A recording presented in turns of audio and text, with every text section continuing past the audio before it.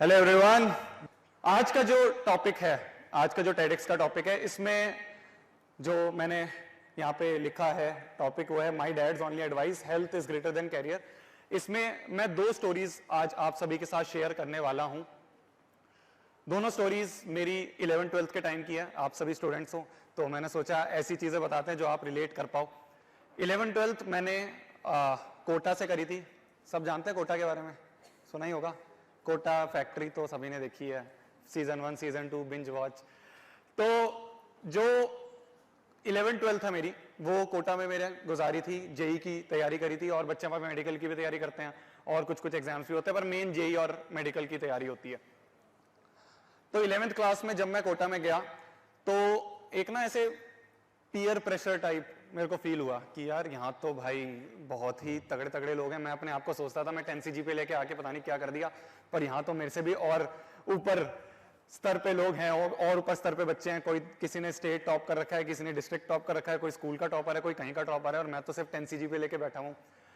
तो थोड़ा सा डर हुआ। उस डर की वजह से क्या हुआ कि पढ़ाई इतनी अच्छी तरह नहीं हो पा रही थी।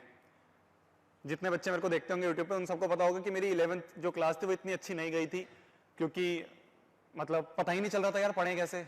कोई किस तरह से पढ़ा रहा है, कोई किस तरह से पढ़ा रहा है। 3 टीचर हैं, 2 का समझ में आ रहा है, 1 का नहीं समझ में आ रहा है। अब जिनका नहीं समझ में आ रहा है उनके टेस्ट में उनके जो सब्जेक्ट है उसमें टेस्ट में नंबर कम आ रहे हैं। जब टेस्ट में नंबर कम आ रहे हैं तो मेरे को नीचे बैच में डाल दिया। नीचे बैच में डाल दिया तो और कुछ समझ नहीं आ रहा है कि भाई ये तो वहां पे बच्चे मैं देख रहा हूँ 2 प्रकार के बच्चे हैं। एक ऐसे हैं जो कुछ चाहते हैं करना, और मैक्सिमम भीड़ ऐसी है जो पीछे बैठी है उसको बस टाइम पास करना है, अटेंडेंस लग जाए। तो और डिप्रेसिंग हुआ मेरे लिए। तो इस तरह से क्या कि 11th पूरी ऐसे ऐसे निकल गई। रक्षाबंधन का टाइम आया था, रक्षाबंधन दिवाली का टाइम, जब ये बीच में छुट्टियां मिट्टियां मिलती हैं, तो इसमें मैंने सोचा यार बहुत हो चुका है, अब कुछ करना है। अब ये नीचे बैच में मैं नहीं रह पाऊंगा। अगर मेरे को कुछ उखाड़ना है, कुछ अच्छा सा कॉलेज लेना है, तो पढ़ाई अच्छे से करनी पड़ेगी। सीरियस तो था मैं, बट वो डायरेक्शन नहीं मिल रही थी। तो मैंने जाके एक टीचर से बात करी। मैंने पूछा कि सर कैसे कैसे पढ़ाई करनी है। तो उन्होंने कुछ कुछ चीजें बताई। मैंने उनको सारी चीज बताई कि सर मैं ऐसे ऐसे कर रहा हूँ। उन्होंने पूछा तेरे पास फोन है? मैंने कहा सर नहीं है, कुछ नहीं है। उन्होंने कहा तू और कहीं पे तो नहीं एडिक्टेड है या फिर और कहीं पे तो नहीं है? मैंने कहा नहीं हूँ बस सर, और कुछ नहीं है, बस ये है मेरे को डायरेक्शन नहीं पता चल रही है, वो बता दो। तो उन्होंने कहा जितना मैंने तेरे बारे में सब जाना उससे ये पता चल रहा है कि तू सीरियस है, तू कर लेगा, टेंशन मत ले, कर लेगा। सिर्फ इतना बोल दिया उन्होंने और मेरे अंदर ना एक ऐसे मोटिवेशन सी आ गई, एक ऐसे स्पार्क सा आ गया कि भाई ठीक है, किसी ने विश्वास करा है मेरे पे पिछले 1 साल में कि हाँ तू कर सकता है, अब तो करके दिखाऊंगा। तो छुट्टियां आई और मैंने सोचा मैं घर नहीं जाऊंगा छुट्टियों में, और मैं यहीं पे रह के पढ़ाई करूंगा अच्छे से। और वो जो टाइम था ना पढ़ाई वाला, वो शायद आज तक भी मैंने कभी रिपीट नहीं कर पाया हूंगा। इस लेवल पे पढ़ाई हो रही थी। मतलब ऐसा लगेगा आपको कि मैं फेंक रहा हूं, बट ऐसे पागलों वाली पढ़ाई कि भाई पूरे रात दिन पढ़ना है, रात दिन पढ़ना है, बिल्कुल भी सोने का टाइम नहीं देना। अगर मैं जा रहा हूँ मेस में खाने, मेस मतलब जहाँ पे हॉस्टल्स में खाना मिलता है, तो मैं अगर मेस में खाना खाने जा रहा हूँ तो मैं सोचता था कि 5 मिनट से ज्यादा नहीं लगने चाहिए, यहाँ पे टाइम वेस्ट हो गया तो वो होमवर्क नहीं कंप्लीट हो पाएगा। इस तरह से मैंने बहुत सारी चीजें सेक्रीफाइस करनी शुरू कर दी। मैं दूसरों को देखता था कि यार ये तो गेम में टाइम वेस्ट कर रहे हैं, ये तो यहाँ पे टाइम वेस्ट कर रहे हैं, यहाँ पे टाइम वेस्ट कर रहे हैं, मैं पढ़ाई में हूँ। मैं अगर 12 घंटे उठा हुआ हूँ, 18 घंटे उठा हुआ हूँ, तो उसमें मैं 90% टाइम सिर्फ और सिर्फ किताब के सामने बैठा रहता था। शायद इतना समझ में भी नहीं आता था, पर यह था मेरे को ऐसा लगता था मैं अपने आप को धोखा नहीं दे रहा हूं, मैं पढ़ रहा हूं। 11th खत्म हुई, कुछ ऐसा ड्रास्टिक चेंज नहीं आया मेरे मार्क्स में, क्योंकि क्या था, मैं सिर्फ चीजों को रट रहा था, मैं ऐसे समझ नहीं रहा था चीजों को। बस ये था कि मैं अपने आप को सांत्वना दे रहा हूं कि मैं पढ़ाई कर रहा हूं, पढ़ाई कर रहा हूं, पढ़ाई कर रहा हूं, और मैं खत्म करे जा रहा था चीजों को। 12th स्टार्ट हुई मेरी, और 12th की स्टार्टिंग में मेरी तबीयत खराब हो गई। और तबीयत इस लेवल पे खराब हुई कि मैं सुबह सुबह उठ के वॉशरूम गया ब्रश करने, और ब्रश करते करते बेहोश हो गया वॉशरूम में ही। और वो गेट अंदर से लॉक था, तो फिर पता नहीं किसी तरह से मेरा भाई था साथ में, तो उसको पता चला कि मैं अंदर बेहोश हो चुका हूं, तो पीछे से जाके किसी तरह से खिड़की खोल के और फिर उन्होंने गेट खोला और मेरे को बाहर निकाला। पापा को पता चला, पापा वापस आ गए हॉस्टल पे, मतलब दिल्ली से कोटा पहुंचे वो 1 दिन के अंदर अंदर। और जब वो आए तो उन्होंने पूछा कि क्या क्या हुआ, तो मैंने सब बताया। तो भाई ने थोड़ी चुगली सी कर दी कि पापा ये तो खाना भी नहीं खाता है, इसने तो बिल्कुल छोड़ रखा है खाना, ये तो सोचता है कि खाना खाना भी टाइम वेस्ट है। इस तरह से पापा को सब चीज उन्होंने बता दी और पापा ने बहुत डांटा। तब पापा ने एक लाइन बोली कि यार तू ठीक है, तेरे को पढ़ाई करनी है कर, पर अगर तू ही नहीं रहेगा तो ये जो डिग्री कॉलेज इसका क्या करेंगे? अगर तेरी ही हेल्थ अच्छी नहीं रहेगी तो इस करियर का क्या करेंगे? तेरे को मान ले आईआईटी मिल जाए, तेरे को मान ले बहुत अच्छा कॉलेज मिल जाए, पर तेरी हेल्थ ऐसी होगी कि तू वहां पे जाके अटेंड नहीं कर पा रहा क्लास, तो क्या करेगा? तो हेल्थ जो है ना, इसको सबसे ऊपर प्रायोरिटी रखो करियर से भी।